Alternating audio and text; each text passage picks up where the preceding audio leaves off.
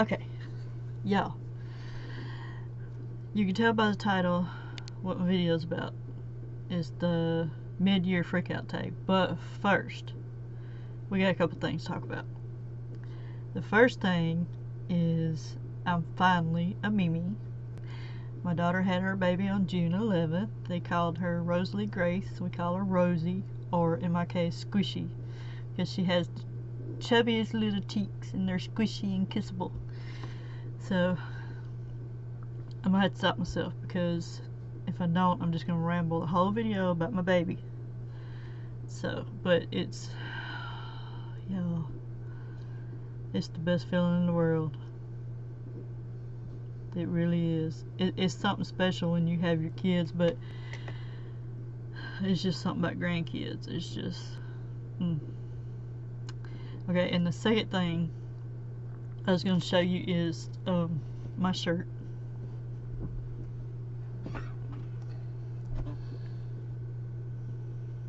Anyway, my husband made that, so I'm representing for him. I'm proud of my baby. I'm straight as they come.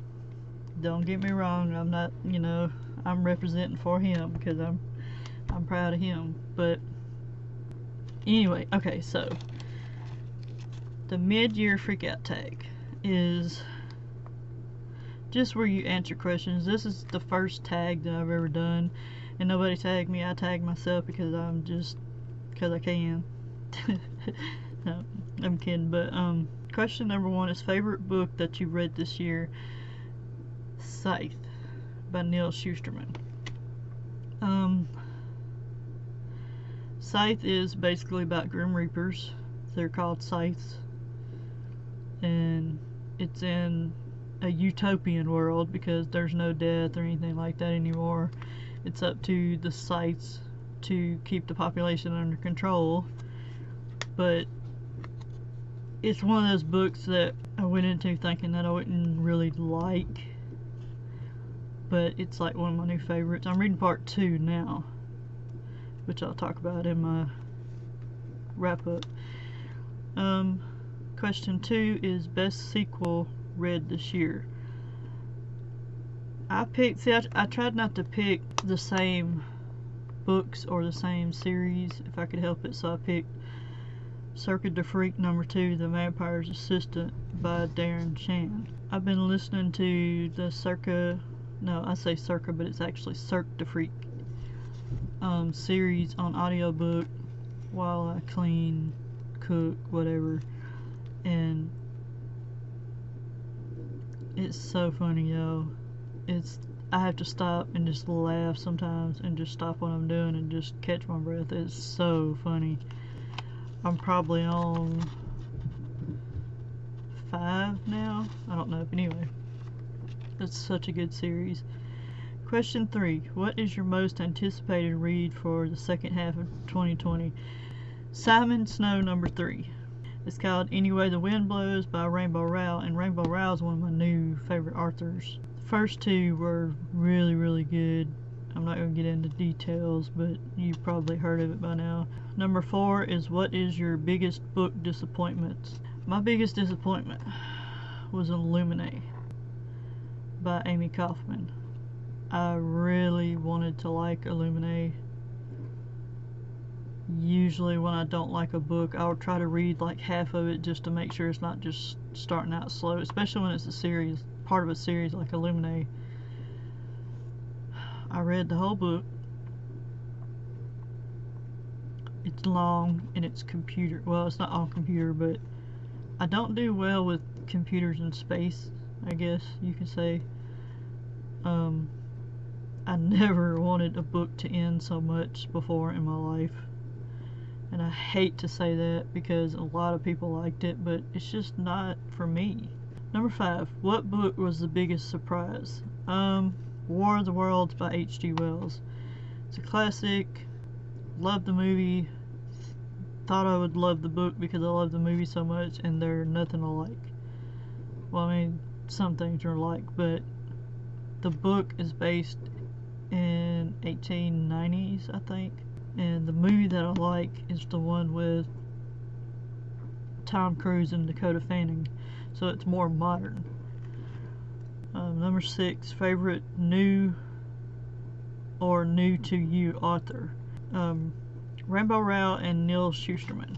Both of those I just, for some reason, just discovered this year, and I love both of their writings. Rainbow Rowell wrote the Simon Snow series, and Neal Shusterman is doing the Scythe series, which I'm reading now. Number 7, new favorite crush, character crush. I don't normally get crushes. I'm 42. I'll be 43 at the end of July. My birthday's coming up. Happy birthday to me. I'm gonna have a whole birthday month. Not really, but anyway. I don't really do like crushes. But if I had to pick one from a book that I read this year, I would pick Red from Get a Life, Chloe Brown by Talia Hibbert, because when I was younger, I always went for the bad boy type. So I feel like if I had to pick a crush, that would be more my type, I guess. Number 8 is new favorite character. Stephanie Plum from the Janet Ivanovich series, the Stephanie Plum series. I like her. I like her personality. She's a very strong woman, very family oriented, tough, strong, funny, clumsy like me. So yeah, if I had to pick a favorite character, which usually when I read a book, I'll end up picking like at least 1 or 2 characters, and they'll be my favorite characters for like the whole book. It's not always the main character. Number 9, a book that made you cry. Normally, I do not read historical fiction because I don't like to read sad stuff. A lot of times it'll end up making me depressed or blue or whatever. But I read A Heart and a Body in the World by Deb Caletti. Yeah, Deb Caletti. It was really, really good. It was worth the time because it had me the whole time. Like, you go through the book and she has like these, while she's running across America, she has like these flashbacks of her life before this big incident happened. I'm not gonna say too much, but you don't figure out what you think happened to her is not what happened. At least in my case, I kept saying, "Oh, is this what happened?" Then when you get to the end of the book, when she finally confronts this big thing that happened in her life, you're like, okay, I was close, but that's not what I expected. Just go into it knowing that it's probably not what you think. And if you figure it out, that's fine, because it's a really good book. Number 10, a book that made you happy. Close to the first of the year, I read Where the Crawdads Sing by Delia Owens. It's kind of like a murder mystery thriller type thing. The reason it made me happy was because it was about this girl growing up out in Bayou, swampy area. And I'm a country girl. I didn't grow up in the bayou or anything like that, but I grew up being out in nature, you know. So it was, in a way, kind of relatable as far as her liking being out with crawdads and stuff like that. So it just made me happy being in that environment while I was reading it. A book to film adaptation. Don't think I've watched any this year, but I'm excited to watch The Woman in the Window. The book was written by A.J. Finn. Yeah, A.J. Finn. The book was really good. It was a thriller about this woman who had agoraphobia, and then she sees something happen out the window. I don't want to say too much, but it's good. So I'm really excited to see the movie. I think it was supposed to come out already and it got postponed. Not sure, but anyway. Number 12, what book do you need to read by the end of the year?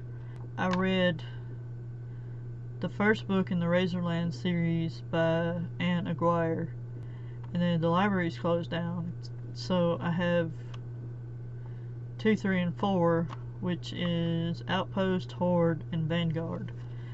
I had them on hold, but my library still hasn't opened back up, so they're still saying on hold or in transit or whatever.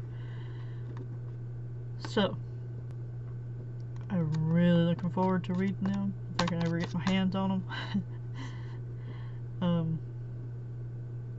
Okay, that's all the questions I have. I think there was like 14 or 15 questions in all, and I don't remember I think it was 2 that I left out, and I don't remember what they were now, but I think it was because they didn't apply to me, like I just didn't have an answer for them.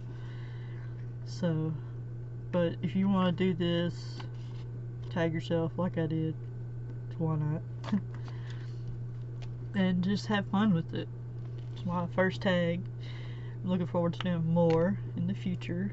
But anyway, that's it for this video, and I will see you in the next one.